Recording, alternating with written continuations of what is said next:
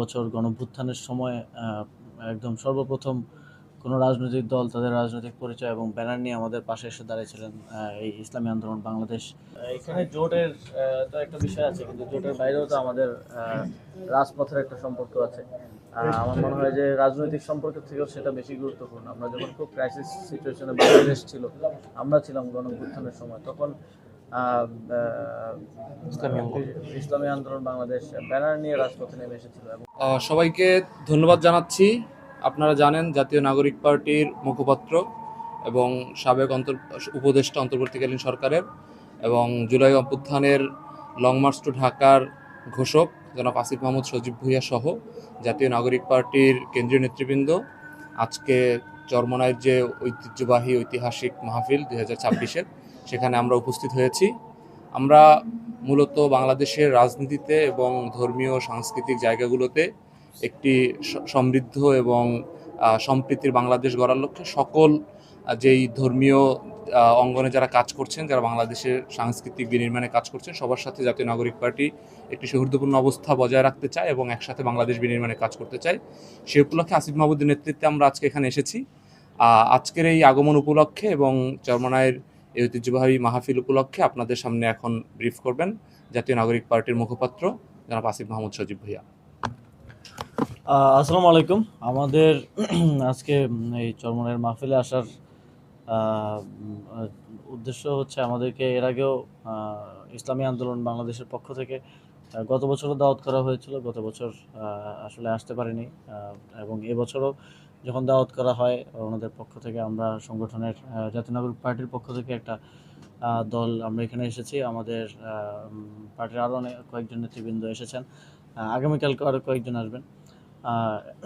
একই সাথে আমরা ফ্যাসিবাদ বিরোধী যেই রাজনৈতিক দলগুলো আছে তার মধ্যে আমরা জানি যে ইসলামী আন্দোলন অত্যন্ত গুরুত্বপূর্ণ একটি রাজনৈতিক দল, এবং গত বছর গণঅভ্যুত্থানের সময় একদম সর্বপ্রথম কোনো রাজনৈতিক দল তাদের রাজনৈতিক পরিচয় এবং ব্যানার নিয়ে আমাদের পাশে এসে দাঁড়িয়েছিলেন এই ইসলামী আন্দোলন বাংলাদেশ।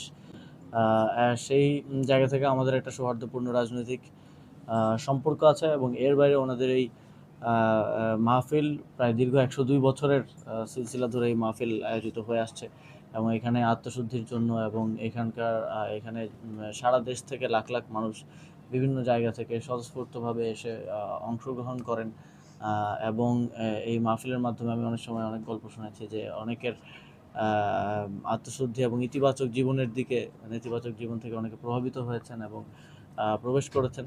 সেই জায়গা থেকে খুবই গুরুত্বপূর্ণ এবং ঐতিহাসিক একটি মাহফিল, তো সেটা নিজ চোখে দেখা এবং অনুভব করার একটা বিষয় ছিল। তো আমি সকালে বয়ান শুনেছি এবং এখানে ঘুরে দেখেছি। অন্যরকম একটা অনুভূতি হয়েছে আমাদের সবার জন্যই, এবং আমরা মনে করি যে পীর সাহেব এবং তার এই দরবার বাংলাদেশের ইসলামের প্রচার এবং প্রসারে, ইতিবাচক প্রচার ও প্রসারে গুরুত্বপূর্ণ অবদান রেখে যাচ্ছেন, এবং একই সাথে ওনারা বাংলাদেশের রাজনীতিতেও ইতিবাচক অবদান রেখে যাচ্ছেন। গণতন্ত্র পুনরুদ্ধারের লড়াইগুলোতে ওনারা গুরুত্বপূর্ণ অবদান রেখে গেছেন।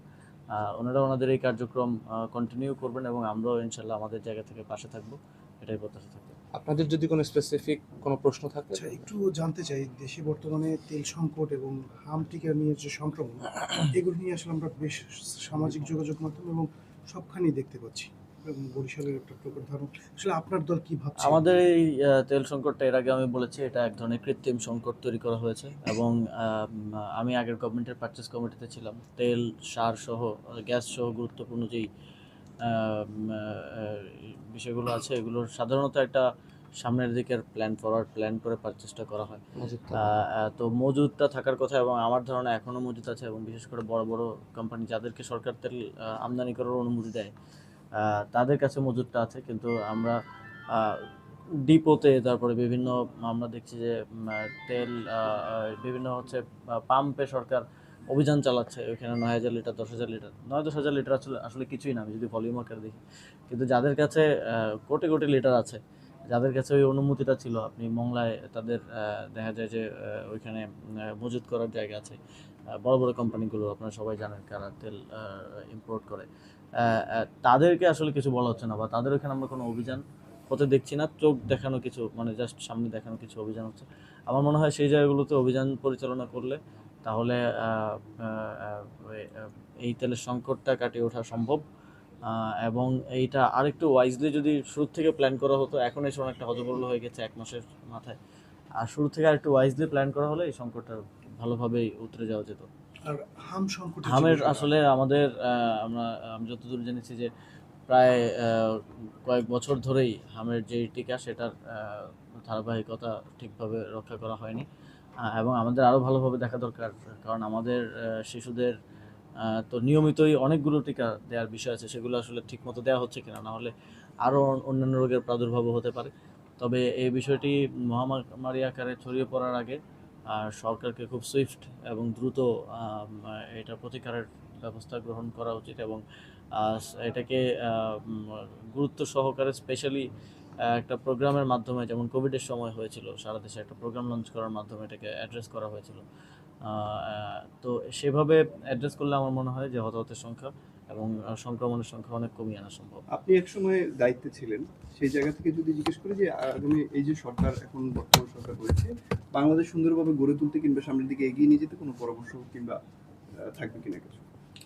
আহ, সরকারের আসলে যেহেতু খুব একটা বেশি সময় হয় নাই, সেহেতু তার মধ্যে আমরা দেখতে পাচ্ছি তাদের আমরা সংসদেও দেখেছি, বিভিন্ন ক্ষেত্রে দেখেছি যে যেই কমিটমেন্টের জায়গায় তারাও ছিলেন এবং বাংলাদেশের সবাই ছিল, এবং একটা পলিটিক্যাল কন্ট্রাক্টের মধ্য দিয়ে একটা নির্বাচনে আমরা এসেছিলাম, সেটা তারা নির্বাচিত হওয়ার পরপরই আর রক্ষা করছে না, এবং তারা জনগণের সাথে এক ধরনের প্রতারণার আশ্রয় নিচ্ছে। আমরা এখন প্রতিদিন দেখতে হয় যে সালাউদ্দিন আহমেদ আগে কি বলেছে নির্বাচনের, এখন কি বলছে, এর মধ্যে পার্থক্য। মেজর হাফিজ, তিনি স্পিকার আমাদের, আগে কি বলেছেন এখন কি বলছেন। তারপর আন্দালুর রহমান পার্থ, তিনি আগে কি বলেছেন এখন কি বলছেন। তো এটার কম্পারিজন প্রতিদিন দেখতে হয়, এবং তাদের সবাইকে এক ধরনের সেলফ কন্ট্রাডিক্টরি বক্তব্য উইদিন 2 or 3 months আমরা দেখছি।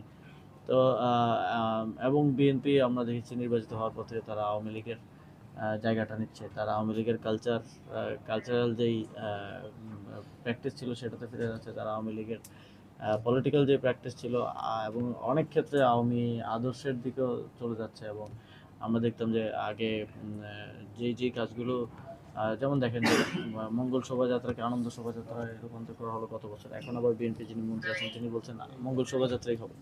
তো ওই একই সিপিবির যে কালচারাল স্ট্রাকচার যেটার উপর দিয়ে আওয়ামী লীগ টিকেছিল, সেটা বিএনপি এখন আত্মস্থ করার চেষ্টা করছে। তো সরকারের রাজনৈতিক দিক থেকে আমি বলবো এই সরকার এখন পর্যন্ত বাংলাদেশের জনগণকে কিছু দিতে পারেনি, এবং দেওয়ার সদিচ্ছাটাও তাদের মধ্যে আছে বলে মনে হচ্ছে না। এবং এর বাইরেও আমরা নির্বাচনের আগে শুনেছি যে নির্বাচন হলেই সব ঠিক হয়ে যাবে, নির্বাচিত সরকার আসলেই সব দৈব বলে ঠিক হয়ে যাবে, কিন্তু আমরা দেখছি আরও খারাপ অবস্থা হচ্ছে।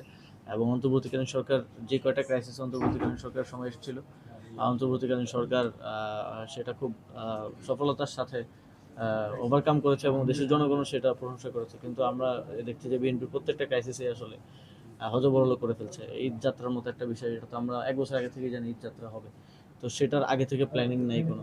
এবং এই যে তেলের সংকট থেকে শুরু করে হাম, প্রত্যেকটা জিনিসে আমরা পরিকল্পনার এবং দক্ষতার অভাব দেখছি। তো এটা বাংলাদেশের কোন দিকে নিয়ে যাবে সেটা আমরা আরও কিছুদিন দেখলে হয়তো বলতে পারি।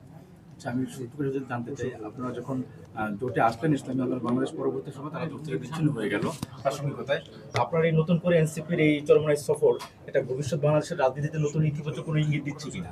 না, এখানে জোটের তো একটা বিষয় আছে, কিন্তু জোটের বাইরেও তো আমাদের রাজপথের একটা সম্পর্ক আছে। আমার মনে হয় যে রাজনৈতিক সম্পর্কের থেকেও সেটা বেশি গুরুত্বপূর্ণ। আমরা যখন খুব ক্রাইসিস সিচুয়েশনে বাংলাদেশ ছিল, আমরা ছিলাম গণঅভ্যুত্থানের সময়, তখন ইসলামী আন্দোলন বাংলাদেশ ব্যানার নিয়ে রাজপথে নেমে এসেছিল, এবং খুবই গুরুত্বপূর্ণ অবদান ওনারা রেখেছেন। সেই সম্পর্কের জায়গা থেকেই আমাদের এই নিয়মিত যোগাযোগ বা সম্পর্কটা রক্ষা করা, এবং সামনের দিনে সকল সম্ভাবনার দরজাই খোলা আছে।